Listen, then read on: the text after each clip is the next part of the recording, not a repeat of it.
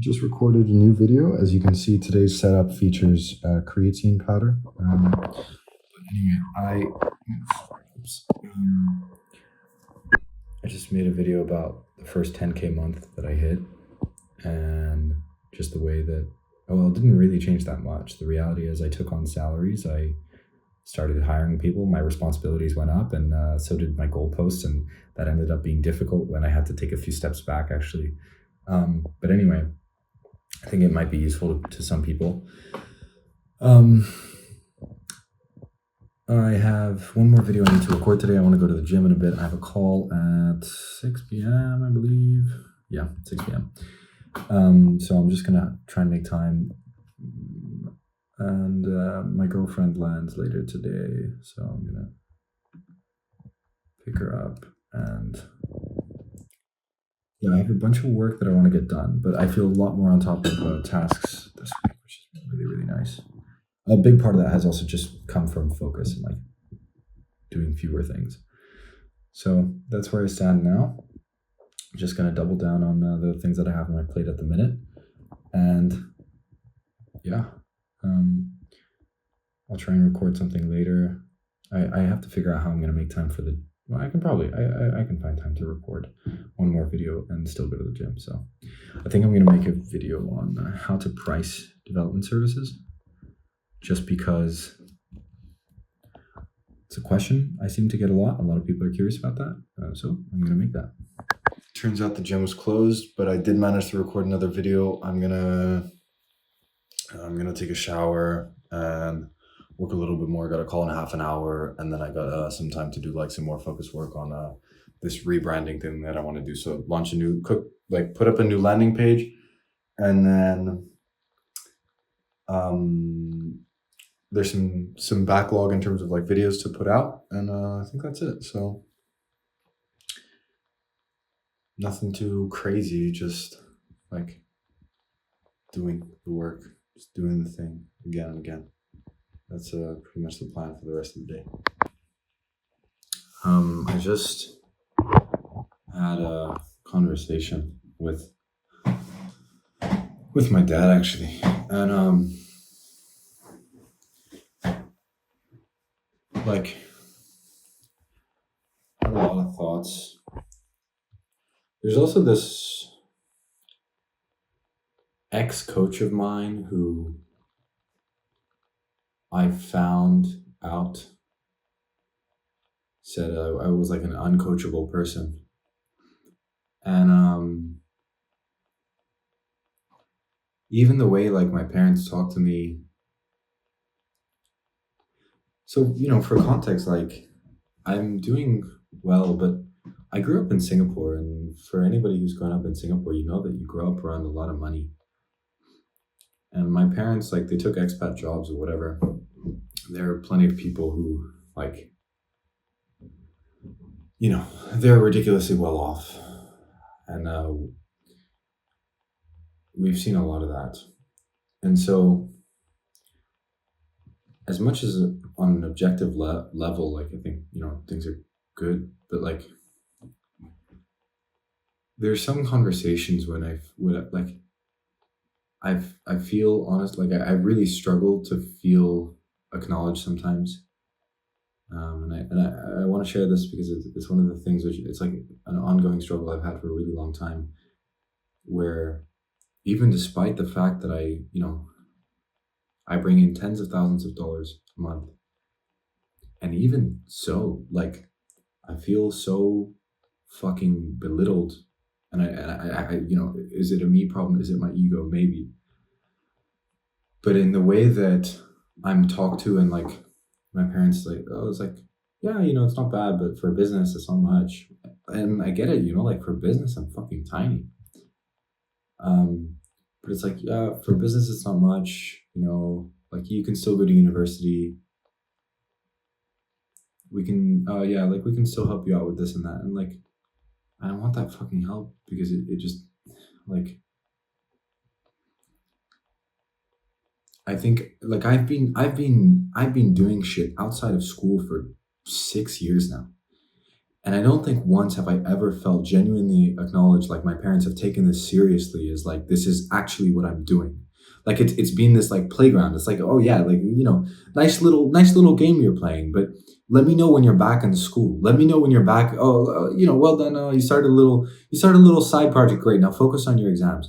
Like it even with the result, it drives me fucking crazy. And it, like over time, and is it a need to prove myself? Is it a need for whatever? I don't know. All I can say is that like this is a frustration that I've had for a really long time, and it drives me fucking crazy sometimes because it feels like this is legitimate work. Like I feed other people's families. I feed myself. I like paid for trips. I could move out if I wanted. In fact, like I'm moving to do that now. Like I've spent literally like hundreds of thousands of dollars. Um, and I still feel like they don't take it seriously half the time. And it's really painful to feel that, and to be called, to say, oh, like, to be told that I don't learn and shit like that. Like, it's really painful because I spend so much time actually reflecting on things. These videos have a lot of my reflections, but I do more than this. Like outside of this, I'm recording voice notes, I'm recording voice memos, and I'm literally just talking to myself. It's like, okay, I did this. Like, where did I fuck up? Like how did I fail? And the one of the things which I have loved about this business is that my ego has taken a beating for 2 years. Like I felt, because it's been a lot of taking two steps back sometimes to take more forward, because I hit 10 grand a month, and then I wasn't hitting 10 grand after that month, and it felt bad. And then sometimes, like, the other day I recorded videos, like sometimes you lose on all fronts. Like those weeks happen frequently, and they make you feel incompetent. And I am so acutely aware that there are people who have done more, who've built bigger businesses, even in my age. And I know that sounds ridiculous, because like I know that objectively, on an objective level, like I'm doing well for myself. But like despite that, it's really hard to remove that, to remove it. Like it's always there. And I think that's been something that I particularly struggle with, and have struggled with for a long time, where I face resistance, and I feel like my parents don't take half the stuff I do seriously. And then when things work out, they seem very proud of it. They're like very proud that, oh yeah, oh, he started his first business when he was 13. He did all this. But when I was doing it, it wasn't supported, or I didn't feel particularly supported, right? Like I think in turn, I'm very, very grateful for everything. And definitely they, in a lot of ways, support. But it does sometimes, in those discussions where they just tell me, oh yeah, like go to university and things like that. I think it is a struggle to feel, like,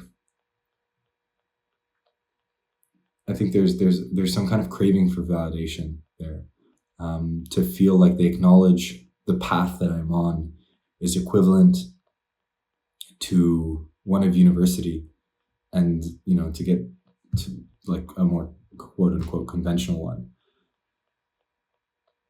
And I think that's something that has been, well, it was on my mind, and I thought I'd record about it, because who knows if I'll ever watch this video back. But if I ever do, I know for a fact I'll know exactly the feeling that I was going through.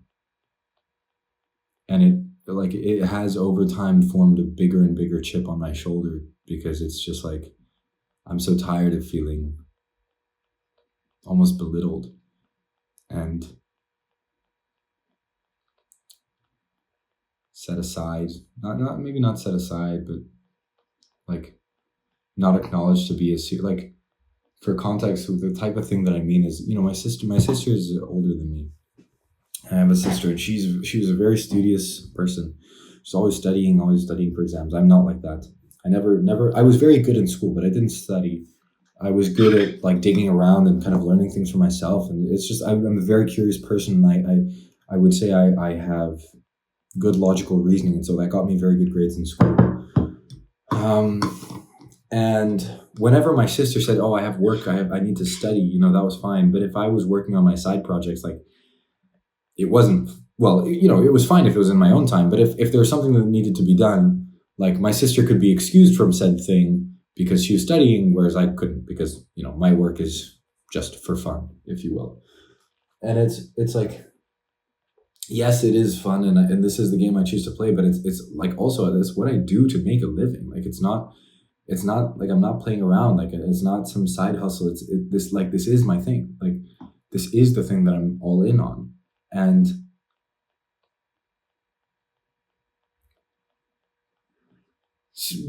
I think Hormozy has a good thing on this. Like he obviously has a story with his parents and whatnot. And it's much easier for him to tell because he's looking with hindsight, and in hindsight everything is 2020. Everything is crystal clear. But just going through it, it's like it's still a bother sometimes. There's a handful of conversations here and there where I just feel so like it's painful to go through that, to feel like I tried so hard, and it's not really acknowledged. And sometimes I get I get like a pat on the back of like, yeah, nicely done, good for you. Like, let me know when you're back in your real job, in your school or whatever. And that sucks. But I also don't want, like, I spend a lot of time thinking about ego because I think it's a very dangerous, it's a tightrope that you have to walk constantly, because you cannot be, you have to keep your ego in check, because if you fall on one side, you become ignorant to what other people are saying. And I hold this philosophy that every man is greater than me in some respect. And I hold this very near and dear to my heart. And I have learned things from homeless people on the streets. I will learn things from anybody and everybody who is willing to talk to me. Like, if I do not learn from somebody, the fault is mine, because I didn't know how to ask the right questions to get the lessons that they have that I don't. Everybody has a life experience that I do not have. And so by extension, everybody has lessons that I can learn from. And so if I speak to people, if I speak to somebody who's a specialist in classical literature, I will ask about it and I will try and learn because I'm genuinely curious. And I hold this philosophy really close to my heart. But to be told that I'm not, that makes me it's painful, and it makes me sad, because I feel like I've tried to work on this for a long time. There was a time when my ego was way out of check, and then there was a time where I didn't have enough. Like I really lacked in self-confidence, and so I couldn't get things up properly. And I think since then I've spoken to a lot of people who are much wiser than myself, who've gone through much, like, crazier life experiences, and I think I've learned a lot with them. And I think, well, I like to think that I make an effort. Maybe I need to make more of an effort, but I genuinely think, like, I approach things to learn as much as possible. But it's a hard balance, because you have to listen, but you also can't listen to everything, because at the end of the day, everybody has their advice and their opinion. Everybody has their take on how you should do something. If you ask, there's 100 recipes on how to bake a cake. You can make a cake in 100 different ways. You can make different flavors, whatever. Like, at the end of the day, I think it was Kobe Bryant who said, like, you have to figure out your own puzzle. And so the problem is, everybody will give you advice. Not everybody will give you good advice. And so my framework that I use is Ray Dalio's thing that he wrote about in Principles, which is like triangulating believability, right? So the idea is, like, if somebody's been there and done the thing that I want to do, that's probably somebody whose advice I should really listen to. If somebody hasn't been there, hasn't done the thing, hasn't helped anyone else do it, probably not somebody I should listen to. So, I would consider myself a somewhat credible source to give advice on how to run a development agency. I would consider myself a terrible source on how to run a dropshipping store, because I've never done that and I have no idea how to. But I could probably spin up an opinion, right? Most of the time, people can spin up opinions really fast, and that's what you get in terms of advice. And, no opinion is invalid, but that's the way that I think about things too, because you have to hold high conviction in the way that you think, but also not be ignorant to others' advice. But also, you can't listen to everybody's because that can lead you down the wrong path as well. Some people don't know what they're talking about, and that's a tightrope that I struggle with, and like I I spend a lot of time reflecting on like, am I absorbing enough? Am I learning enough? Like, I try and learn from my clients, especially that are typically, they're tech companies and they're larger than me. And the entire point of the agency is that I can learn from companies who are successful. And so, like a lot of the startups that I work with, I really try and listen as closely to like, how is he thinking about this product decision? How is like, there's this one client, I was just on a call with him and he was, I was asking, okay, I was proposing a feature thing and he pointed out a bunch of things that I hadn't thought of. I was like, how can I absorb that and think of that? And like, that's the way that I approach it. But,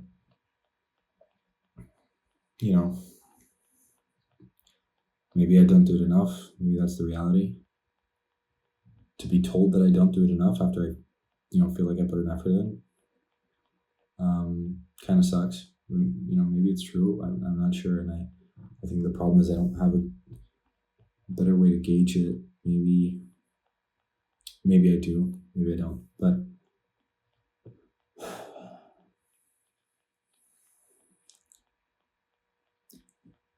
yeah, I would say the people thing is one of the hardest, like in this journey, because I have done things, but I still consider myself a tiny fish, right? And like it gives me a chip on my shoulder to move things forward, work with what you have, that's fine. But I don't even know where I was going with that. At the end of the day, it's just like I have to try and do the things that I want to do. But like I'd say it's a hard place to be sometimes when you're on the way.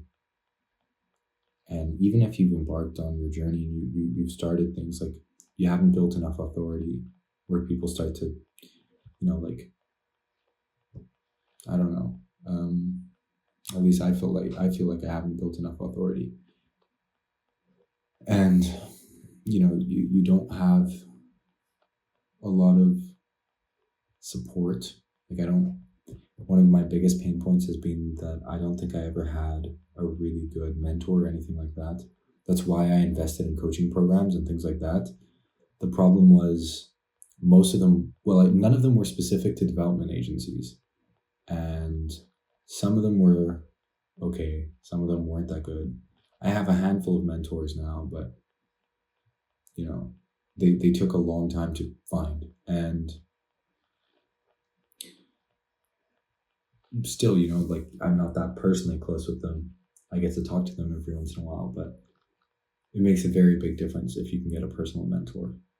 And maybe you have to pay for them. I know that I would pay for one, but I don't know of one that I could pay for. I tried that once and they ended up not working, but I think like you have to try a couple to find somebody. But yeah,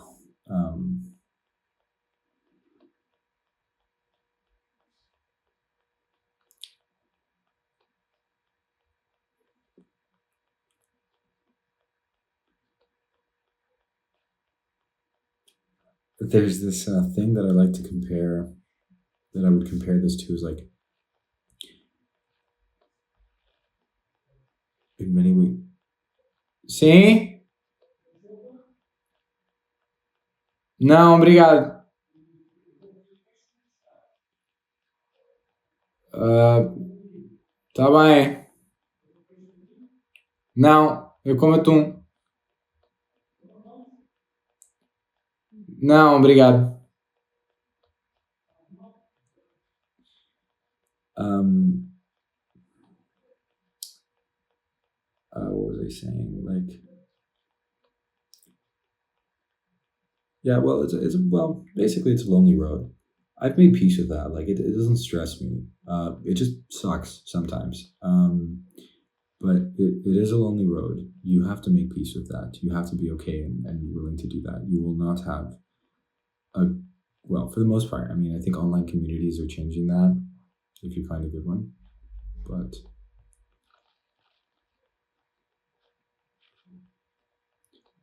yeah, anyway, at this point I'm rambling. I should just get back to work and move things forward. Hopefully, that's it. I think that's the best thing you can do.